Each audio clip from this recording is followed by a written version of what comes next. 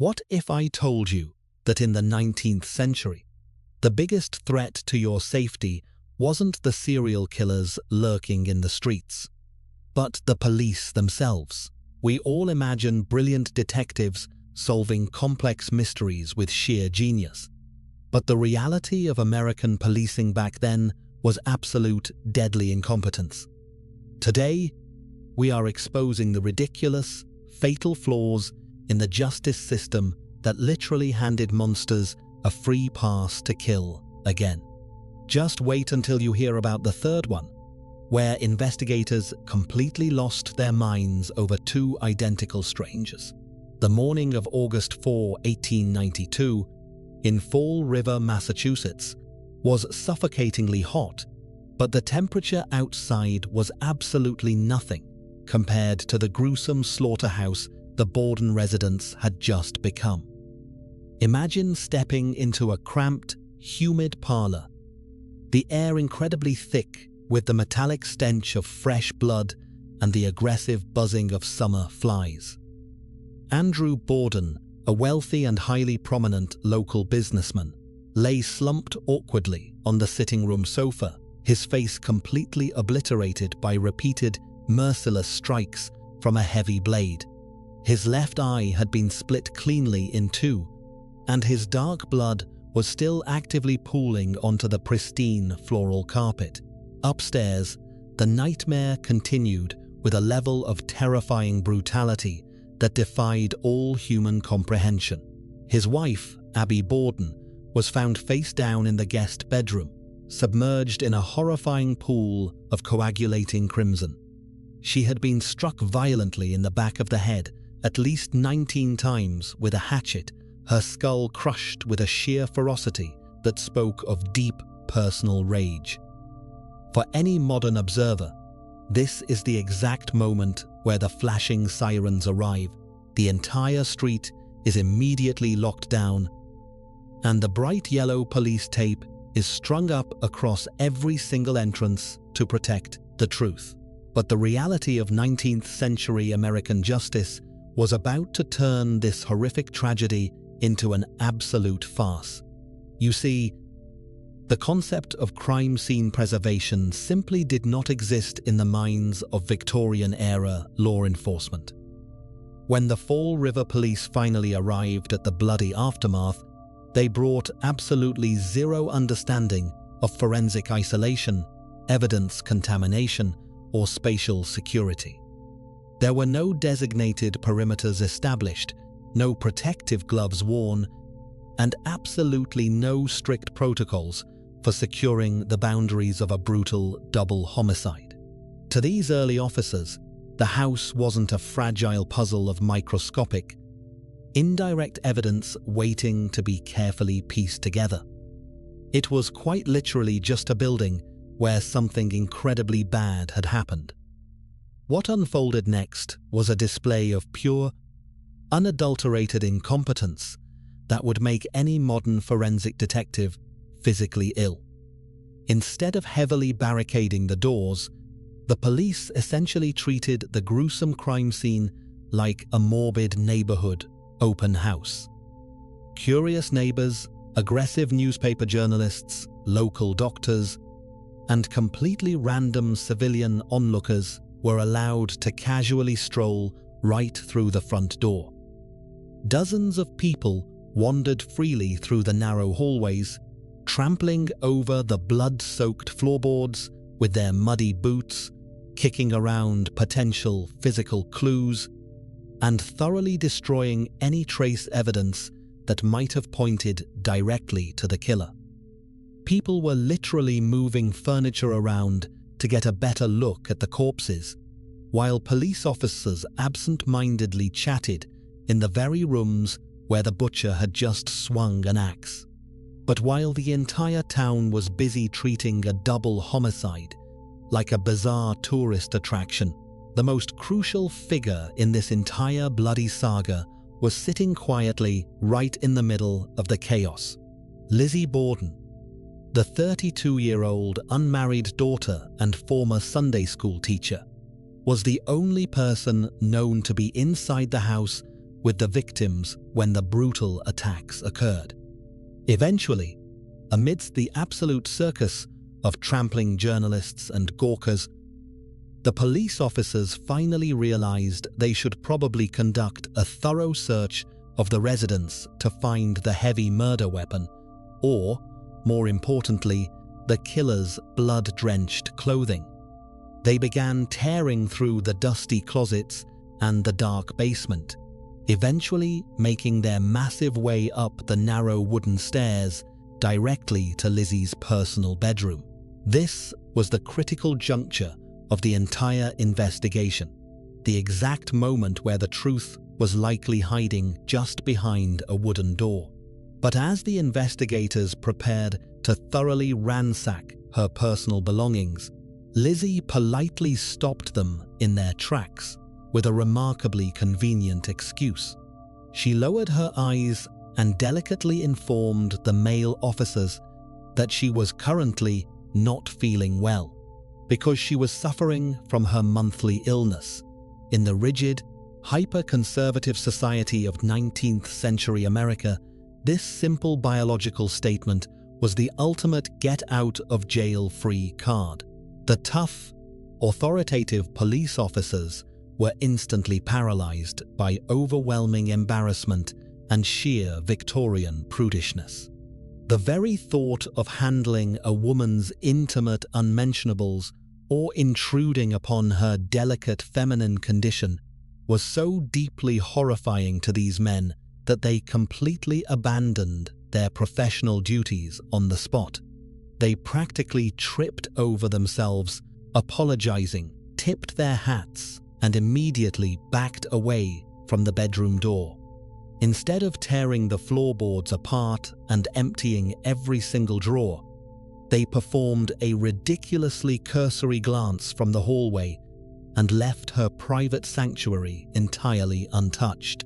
It is an incredibly frustrating emotional beat that still infuriates historians and legal scholars to this very day.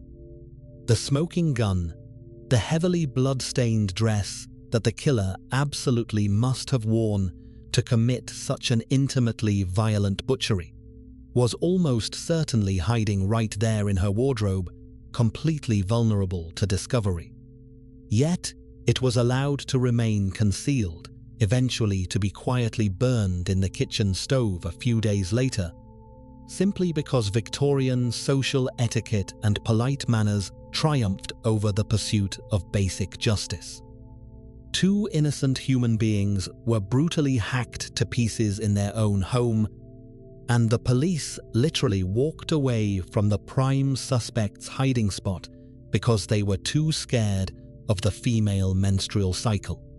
If you thought that completely obliterating a crime scene by letting the entire neighborhood trample over it was the absolute height of 19th century police incompetence, just wait until you hear how they actually profiled their prime suspects. Modern investigators rely on complex psychological profiling, behavioral analysis, and a deep dive into financial motives or interpersonal conflicts to narrow down their suspect list. Victorian-era detectives in the United States took a much faster, incredibly lazy, and entirely unscientific approach to catching killers. They did not look for a murder weapon, nor did they try to understand the dark psychology of a murderer. Instead, they relied on a deeply flawed, wildly racist, and entirely fabricated concept that essentially let them diagnose pure criminality just by staring intensely at a suspect's facial bone structure. Enter the dark era of phrenology and the primitive, incredibly dangerous criminology pioneered by figures like Cesare Lombroso. Back in those days, American law enforcement legitimately believed that you could identify a violent, remorseless killer solely through specific, visible physical deformities. Police officers were actually trained to study anatomical charts and look for people with high cheekbones, sloping foreheads, unusually large jaws, or asymmetrical facial features. They were thoroughly convinced that biology rigidly dictated morality, meaning that a person's physical appearance was a direct window into their soul. If an individual happened to be born with facial features that Victorian high society deemed unattractive, primitive, or abnormal, the legal system automatically presumed that they harbored a biologically ingrained, uncontrollable thirst for violence. Detectives would literally measure the circumference of a suspect's skull with calipers, firmly believing that a slightly misaligned jawline was harder evidence than a bloody footprint left at the scene. Because of this absolute, unwavering reliance on pure pseudoscience, investigators completely blinded themselves to anyone who did not fit their narrow, monstrous caricature of a cold-blooded criminal. They routinely and deliberately ignored suspects who were well-dressed, financially prosperous, or conventionally attractive according to the strict beauty standards of the day. A suspect could be standing mere feet from a brutally dismembered body, but if that suspect had a perfectly symmetrical face, spoke with a refined vocabulary, and wore a tailored suit, the police would actively look the other way. The entire policing system suffered from a massive, fatal psychological blind spot, operating on the incredibly naive assumption that evil only existed in the form of ugly, impoverished strangers lurking in dark alleyways. This historical delusion brings us right back to the blood-soaked floors of the Lizzie Borden residence to witness this fatal mistake in real time. Let us look closely at Lizzie herself, a wealthy, white, Sunday school teaching woman who belonged to the absolute highest tier of local Massachusetts high society. To the deeply prejudiced Victorian police brain, it was scientifically and biologically impossible for a woman of her elevated social standing and delicate physical appearance to be a brutal axe murderer capable of hacking her parents to pieces. When the heavily armed male officers looked at her sitting calmly in the parlor, they did not see a cold-blooded killer attempting to hide a horrific, violent crime. They only saw a delicate, grieving daughter of immense privilege who simply could not possess the genetic, physiological makeup of a butcher. Her refined demeanor and respectable facial features acted as an impenetrable, invisible shield against serious interrogation, completely overriding the mountain of circumstantial evidence that was actively piling up inside her own home. The horrific consequence of this bizarre facial profiling was a dual tragedy that corrupted the entire American justice system and cost an untold number of lives. Countless well-to-do killers literally walked away from unimaginably gruesome crimes just by maintaining a polite smile, speaking with good diction, and wearing a nice, expensive suit to church every single Sunday.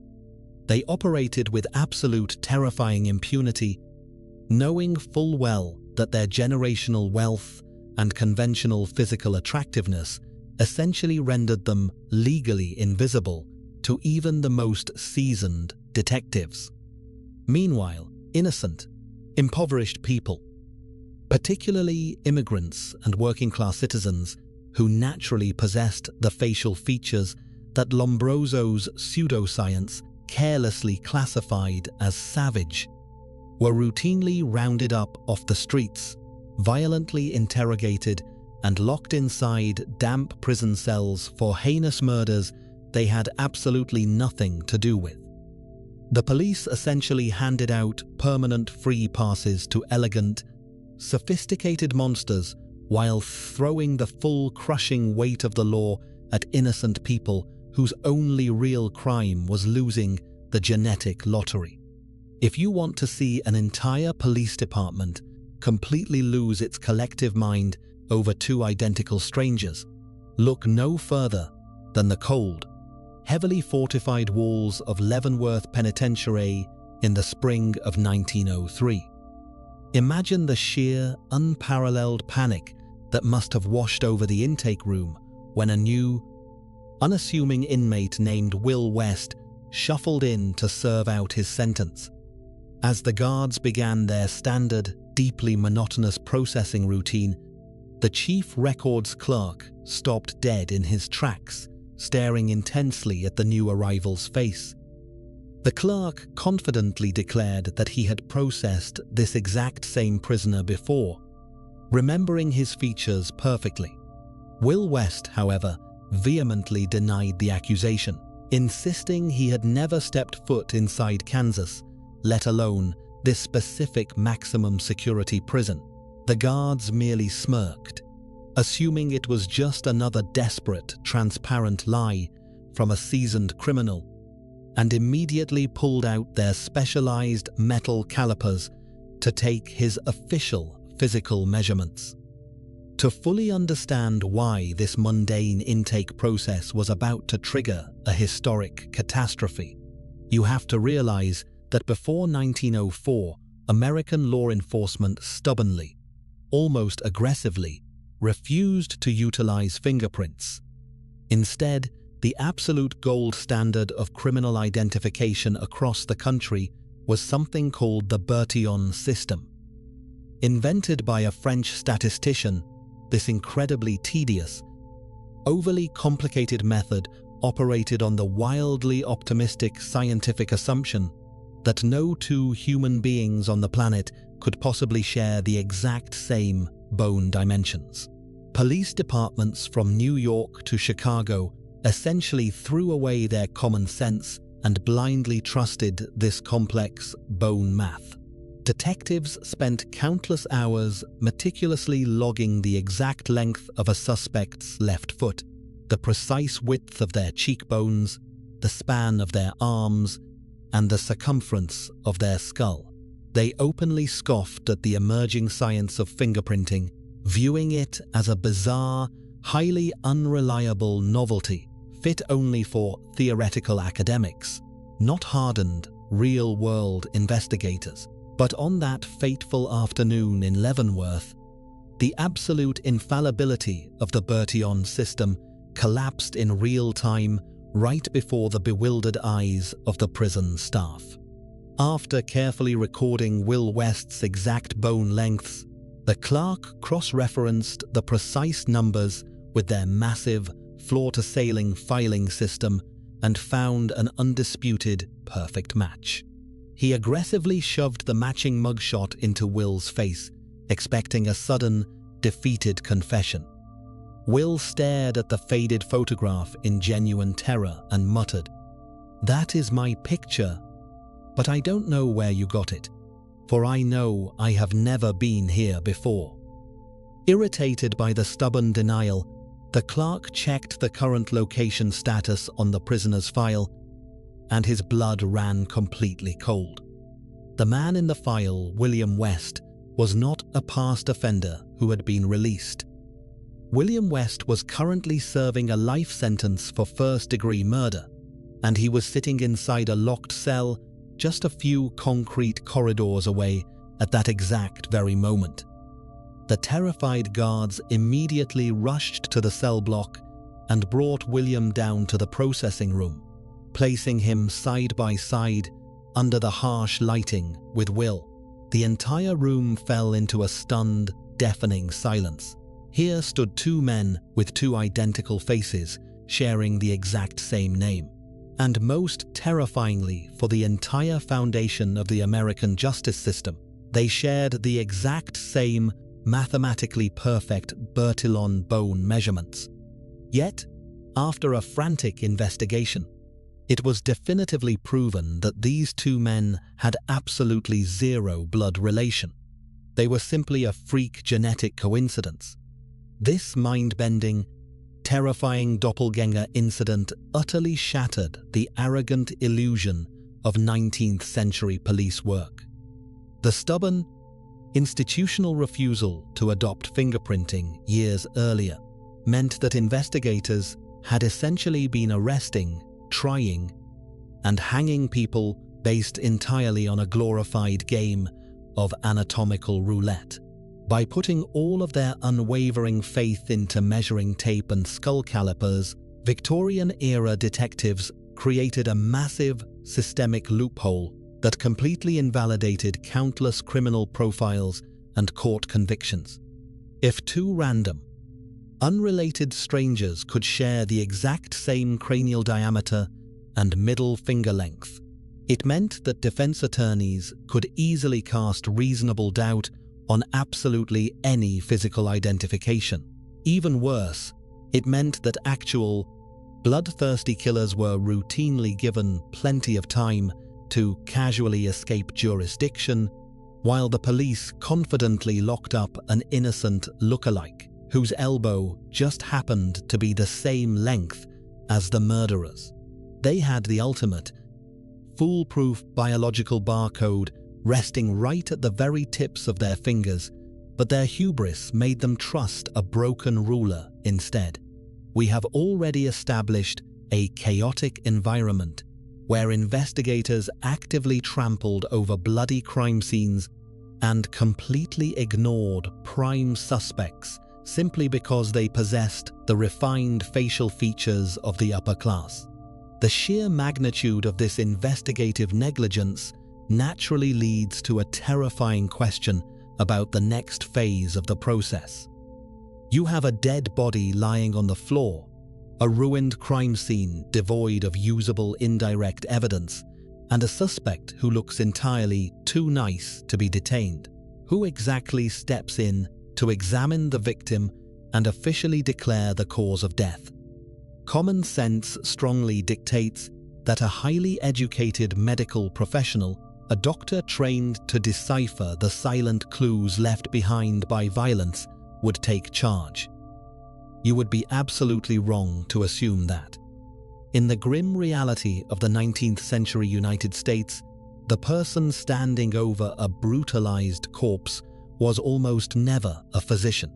Instead of relying on rigorous medical science or anatomical expertise, the American justice system inexplicably entrusted the dead to local politicians.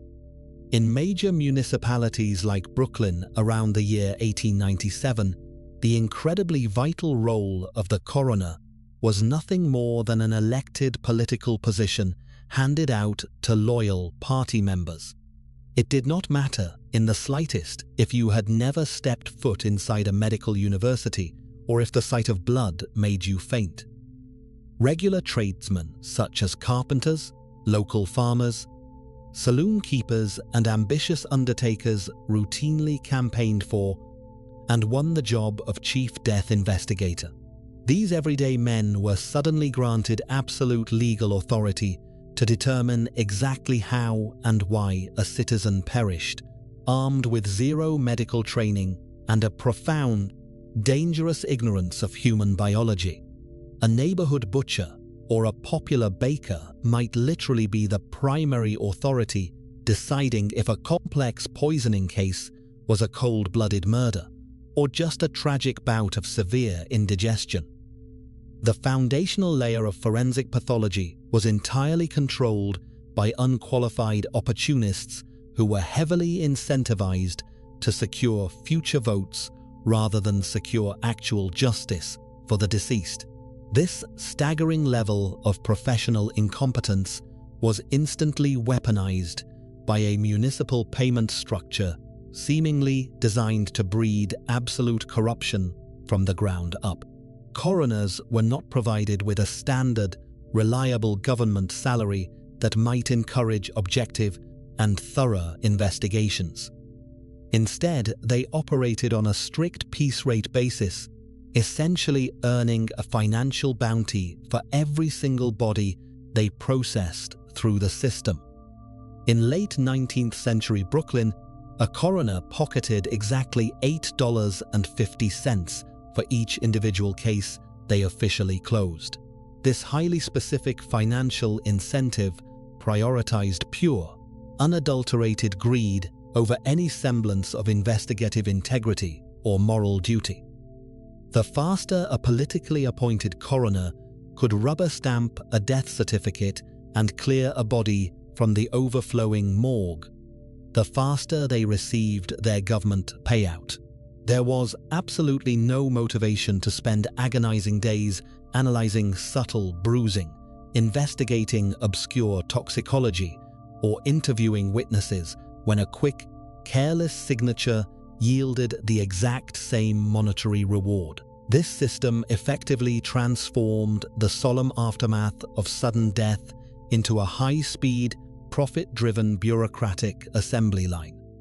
The real-world impact of this structure was a complete mockery of the law, turning the morgue into a literal marketplace for exoneration.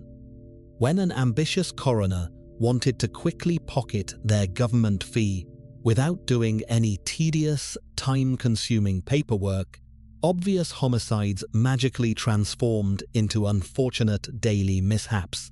A victim found with their skull violently crushed by a heavy blunt object would be casually written off as having taken a clumsy, fatal fall down a steep flight of stairs. Blatant murders involving heavy doses of arsenic or strychnine, which left stark, undeniable physical symptoms on the corpse, were routinely signed off as natural heart failures or simple suicides just to close the book. Furthermore, this massive lack of oversight created a highly lucrative black market for wealthy families desperate to avoid public scandals.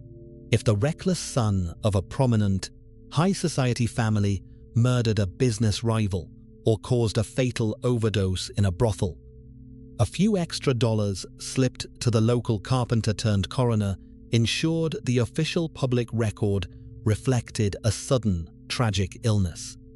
Killers from the upper crust of society literally bought their freedom before the police even started looking.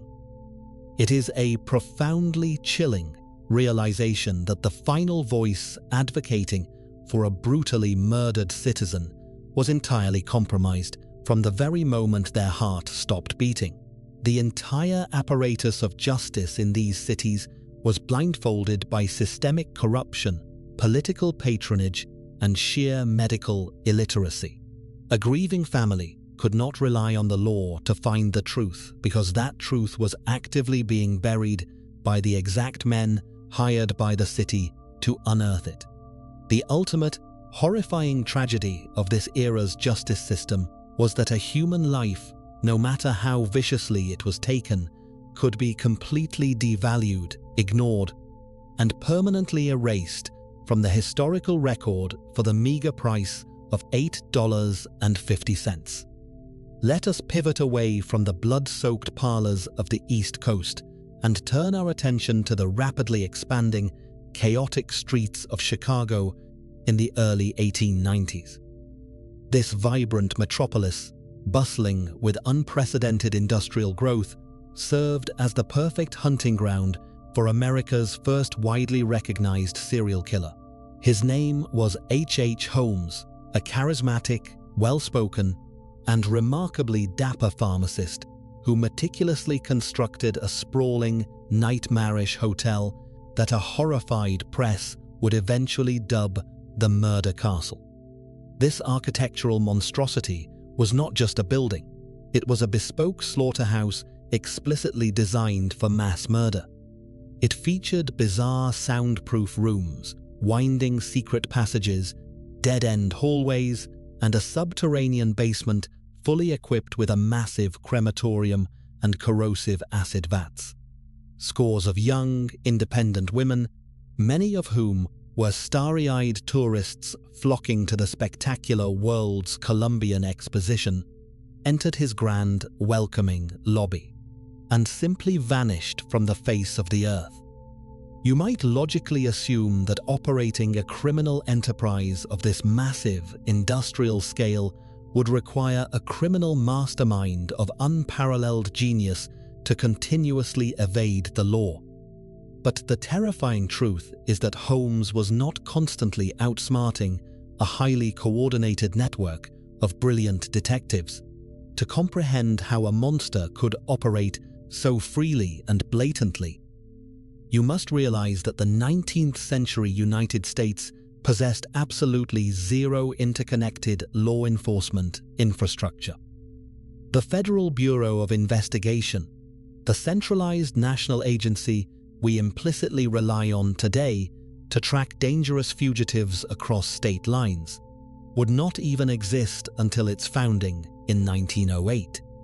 Before that crucial historical milestone, every single municipal police department and county sheriff's office in America functioned on an isolated island of its own making. There were no centralized national databases, no telegraph networks dedicated to sharing suspect descriptions, and certainly no federal mandates requiring local jurisdictions to communicate with one another. If a seasoned detective in Chicago discovered a mutilated body or recognized a pattern of missing persons, that gruesome case file remained permanently locked in a Chicago filing cabinet.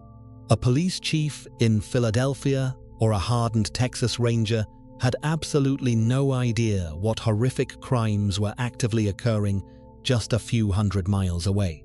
The fundamental concept of jurisdictional cooperation was completely non-existent in the Victorian era, meaning that the invisible political borders separating states were practically impenetrable brick walls for the pursuit of justice.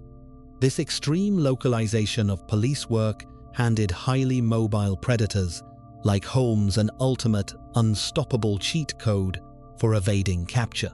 These cunning killers quickly realized they did not need to invent elaborate, airtight alibis, meticulously scrub crime scenes, or outwit seasoned investigators to keep themselves out of the hangman's noose. All they actually needed to completely escape justice was a handful of cash, a simple train ticket, and a brand new alias. When the investigative heat finally started to rise in Illinois, Holmes did not panic or engage in a desperate shootout with local authorities. He merely packed his bags, comfortably boarded a steam locomotive, and casually relocated his operations to Fort Worth, Texas, and later to Philadelphia, Pennsylvania. The exact moment he crossed a state line and introduced himself under a fabricated name, his entire gruesome criminal history was magically wiped clean. The local constables in his new destination had absolutely no underlying reason to suspect that this polite, sharply dressed stranger was leaving behind a trail of butchered victims halfway across the continent. He was essentially a ghost, shedding past identities as easily as a snake sheds its skin, while the authorities remained hopelessly confined to their distinct geographical boxes. Ultimately, the Victorian justice system was fundamentally unequipped to handle this highly mobile, modern breed of killer who leveraged the rapidly expanding railroad network. Law enforcement agencies were operating in completely isolated bubbles, proudly guarding their own petty jurisdictions while remaining willfully blind to the broader national picture. They stubbornly treated every local murder as a bizarre, standalone anomaly rather than actively looking for a wider pattern of predatory behavior. Because there was no institutional mechanism to connect the bloody dots across state lines, a prolific serial killer was never viewed as a terrifying national threat. To the tragically uninformed local police force, a dangerous man with a dozen bodies hidden in his past was nothing more than the charming, harmless new guy in town who just happened to be looking for a fresh start. We have been heavily conditioned by modern entertainment to believe that catching a killer is always a high-stakes chess match between brilliant minds. When we look back at the blood-stained history of the Victorian era, it is incredibly easy to mythologize the notorious figures who terrorized the American public. We naturally tend to view these early serial killers as dark, untouchable evil geniuses who operated dozens of steps ahead of the law. However, the sobering, factual truth is far less glamorous and infinitely more disturbing. This chaotic period was an absolute golden age for murderers. This was not because they possessed superhuman intellect or flawless execution. Instead, the exact justice system explicitly designed to hunt them down was fundamentally broken, deeply corrupt, and blinded by its own staggering arrogance. From willfully trampled crime scenes and dangerous pseudoscience to stubborn bone-measuring blunders, unqualified coroners, and completely invisible state borders, law enforcement practically handed these criminals a golden ticket. Ultimately, the real, enduring horror of the 19th century isn't just the ruthless monsters who were actively lurking in the gaslit shadows. It is the painfully incompetent men with silver badges who willingly held the door wide open for them to escape. Now that we have completely unpacked this catastrophic chapter of investigative history, I want to hear your perspective. Which of these 5 ridiculous, fatal police blunders actually frustrates you the most? Drop your thoughts and let me know in the comments below.